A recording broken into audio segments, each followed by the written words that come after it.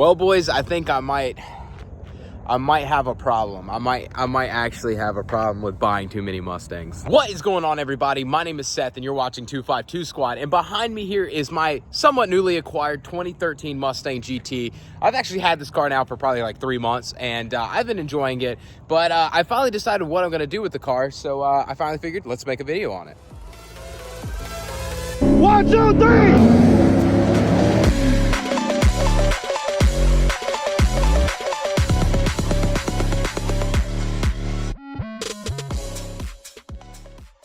So, like I said earlier, I've had this car for like 3 months now. I bought it originally to replace my Mark 7 GTI. It actually came across the lot for a really good deal. So I traded my downpipe tuned Mark 7 Golf GTI in on it. And honestly, haven't regretted it one bit. The Golf was a manual. This thing's got a 6R80 in it, so the auto is much easier to daily drive here in the Raleigh traffic. As well as, honestly, the Golf chassis was really fun for a good little bit, but I kind of got tired of it, I guess is the easiest way of putting it. We built Sean's Mark 7 GTI on this channel, and so I had already experienced the chassis for a good little bit, and honestly, I can never get enough of the S197 Mustang chassis, so I ended up buying one. Now, when I originally got the car, I got it and told myself I got it for my girlfriend, and I was going to surprise her with the car, and she had been talking about a project car. We had been talking about getting her a project car, and honestly, I got this car because, you know, 6R80 automatic. It's easy to drive. I have plenty of modifications, which when I got it, it didn't have these wheels. I had a set of GT500 wheels.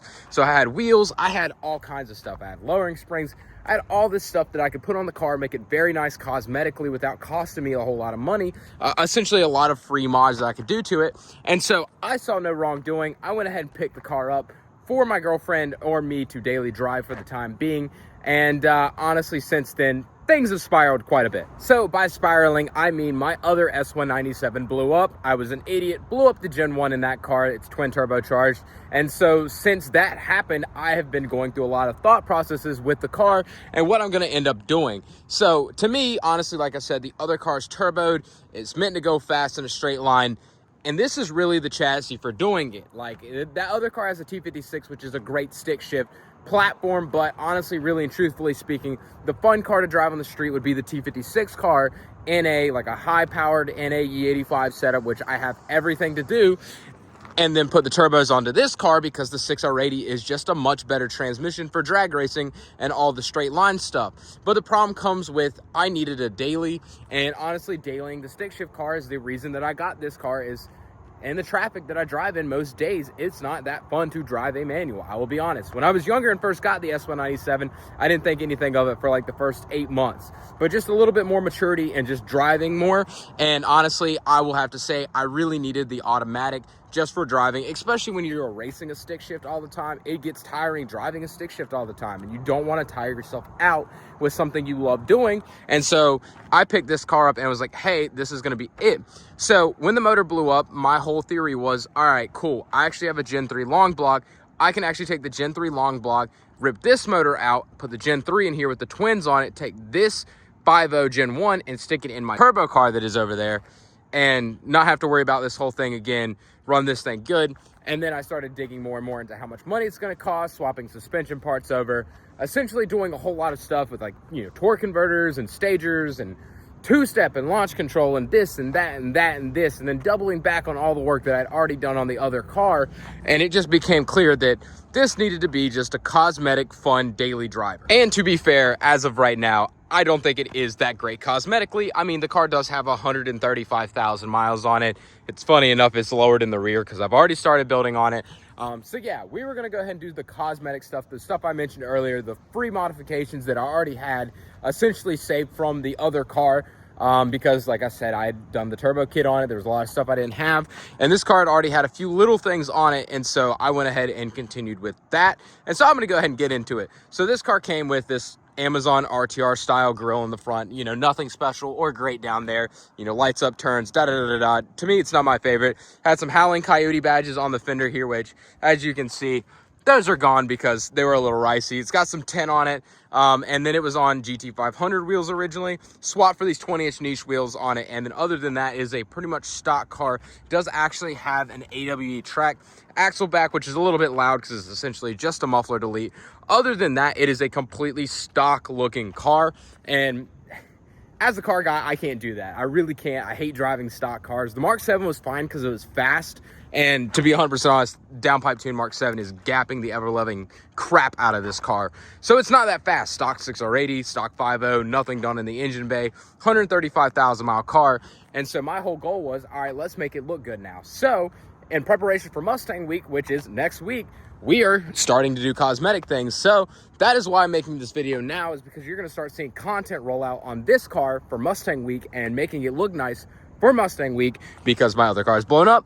And so, yeah, we got a few modifications planned for this thing in the next few videos, but that's pretty much where we're at right now with this car. Now, with that being said, outside of the Mustang Week content, I really don't know how much content I'm actually going to end up making on this car. I really do need it to be a content farm, but I have another S197 and then Tyler's VMP Odin car on the channel. So it's really hard to focus on 3 S197s that are all Coyotes, all very similar chassis, and make good content out of it. I think I'm just going to burn out of S197 content. So more than likely, you're going to see me do all the cosmetics on this car. It probably won't get any bolt-ons or anything like that for the time being, just simply because I need to be reliable, get as good a gas mileage as I can, and honestly just enjoy the car for a little bit. Like I said, I didn't pay a whole lot for this thing, and so I'd like to keep it that way. I don't want to go $50,000 deep in this car like I did with my other one, and so I just want to drive the car and enjoy it.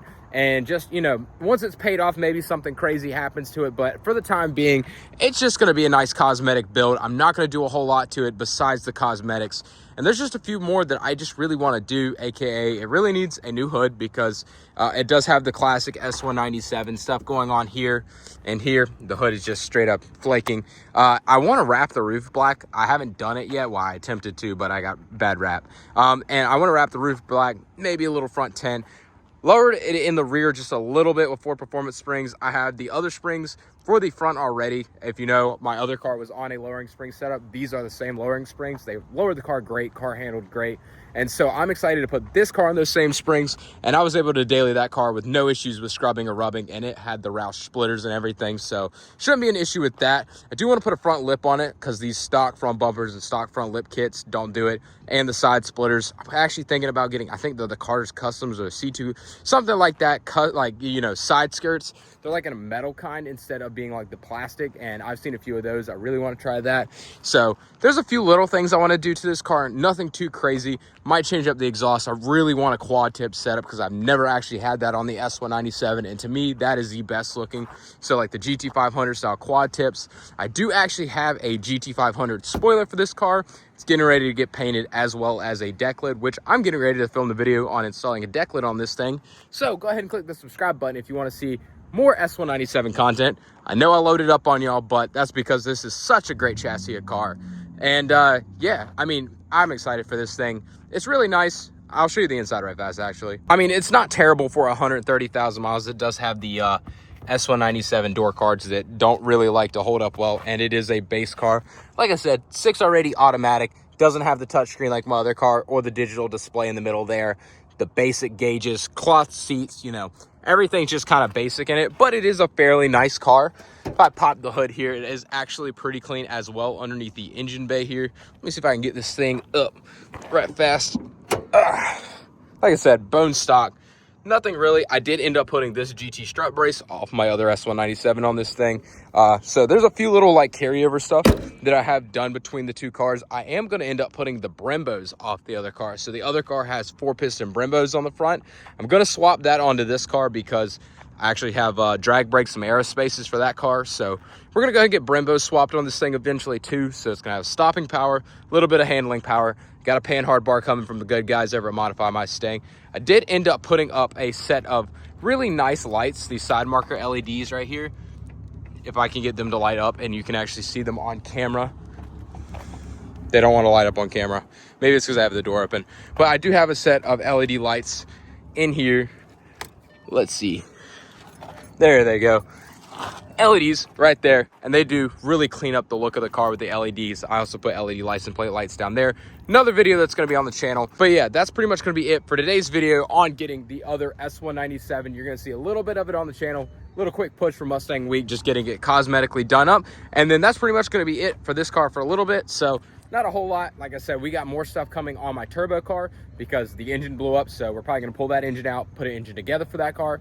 as well as we have Tyler's VMP Odin car, which is currently getting pulleyed down a fuel system in E85. So we can try to shoot for about 800 horsepower in that Gen 1 car. So Gen 1 TVD6, VMP Odin, 800 wheel horsepower. That car is going to be rowdy. So make sure to click the subscribe button and like the video down below, guys.